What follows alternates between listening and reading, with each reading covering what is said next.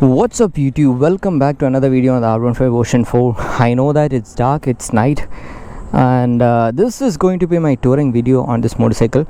It rained a lot and my plans went haywire, but I really wanted to do this video today itself. I don't want to postpone it because I'm riding this motorcycle for long. I'm pumped up, I'm tired. I want to put this energy onto this video and give you some good content. So the video quality might be less, but let me try to give you a better content in terms of the information which I give. So let's get this video started. So first of all, let's talk about the riding speeds, the cruising speeds on this motorcycle. So I'll say that this motorcycle can top do 130 or 33. That's the max that I could do on this motorcycle. But surprisingly, with a 150cc like this, you can do a cruising of 110 to 120, which is really great. Because take all the motorcycles, the BS6 motorcycles up to 300cc, you won't be finding everyone doing 120 and all, but this motorcycle can do it. And the refinement in the speeds are really nice, no problem. Basically you're touring, so I don't expect you to do a drag race all the time, because when you really push the throttle, you get a minor buzz on the foot peg and on the handlebar. Otherwise it's nice, there is no refinement issue.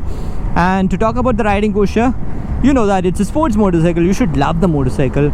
Honestly, I had a really big doubt whether I'll be able to ride this motorcycle for this long and all, but you have to get into that riding posture. The clip-ons are forward set, so you have to slant and sit on this motorcycle, but the thing is, don't put so much of pressure onto your handle. Try to hug the tank with your thighs, you'll be able to get a good grip. And the foot pegs are actually raised. That means again it adds sportiness, but oh boy, this sports touring posture is very nice. But if you are someone who already has some history of having back pains and all, then I'll say that you have to look for an upright riding posture motorcycle, just like an MT-15. But honestly, it's more sporty but manageable. That's my take on it. And the seating comfort on this motorcycle is surprisingly good.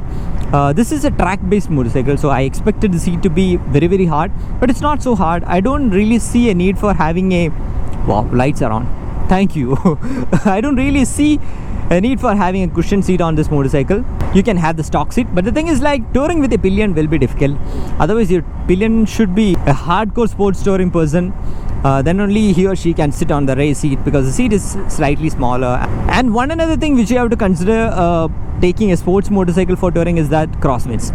So obviously all sports motorcycles go through this crosswind issue. This motorcycle is actually stable till 90, 100 and all when there is a lot of crosswind. I really faced it once. So I'll say that stability wise it is good. And the mileage you get on this motorcycle is something like 50 plus and all. And with the tank capacity, I'll say that this has good tank range for a tourer.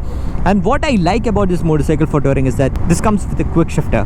Quick shifter is something which you use for track purpose, but in my opinion, use it for touring. I personally use a quick shifter on my CBR 650R just for touring. What makes you tired is shifting a lot, especially on bad traffic on highways. But if there is a quick shifter, you save a lot of energy.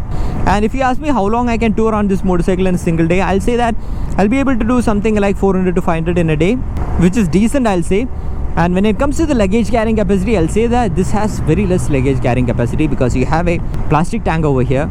So it will be very difficult to have a magnetic tank here. You need to go for that tying system bag only. And another thing is that the tail section is very tapered. It looks nice. It is a race motorcycle, so you won't be able to tie your saddlebags comfortably there. Another one thing is making a pannier setup and all, and you have very less options in that way also. So altogether you can carry very less luggage. I don't really recommend you to have a backpack all the time. Best thing is pack everything in a backpack and keep it on the race seat and tie it with a bungee cord. That's the best way to tour on this motorcycle. So I hope this video is helpful for you. If you have any doubts on this motorcycle, do let me know in the comment section, and as always, show some love in the form of likes and comments. See you in the next video. Until then, bye bye.